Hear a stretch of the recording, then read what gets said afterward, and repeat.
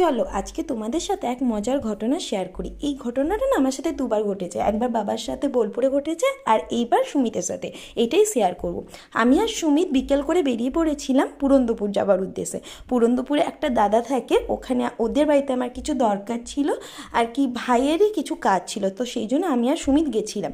আমি তো দাদার বাড়ি দুবার গেছি, তো দাদার বাড়িটা আমি ঠিকঠাকভাবে চিনতাম, কিন্তু আমি দুবারই দিনের বেলা গেছিলাম, একবার ঢুকিনি আর একবার ঢুকেছিলাম। যাই হোক, তো আমরা সেই মতো বেরিয়ে গেছিলাম, কিন্তু যেতে যেতে অনেকটা অন্ধকার হয়ে গেছিলো, আর সেই সূত্রে আমি দাদার বাড়িটা চিনতেই পারছিলাম না, এবং দাদার বাড়ি পেরিয়ে পুরন্দরপুর পেরিয়ে ইন্দ্রগাছি চলে গেছিলাম। তারপর ইন্দ্রগাছি থেকে দাদাকে লোকেশন সেন্ড করতে বললাম, তারপর আবার ব্যাক করে দাদার বাড়ি পৌঁছলাম। তারপর দাদার বাড়িতে কিছুক্ষণ বসে আমরা আবার বেরিয়ে পড়লাম বাড়ি যাওয়ার উদ্দেশ্যে। এই গোটা ঘটনার মধ্যে আমাদের সত্যি বলতে গেলে একটুকু বোরিং লাগেনি, খুব এনজয় করেছিলাম। মাঝ রাস্তায় বা ঝিরঝির করে বৃষ্টিও পড়ছিল। তারপর আমি একটু চা খেয়ে নিলাম, বাড়িতে গিয়ে দেখি মা সুজির দই বড়া বানিয়েছে। তো চলো, টাটা।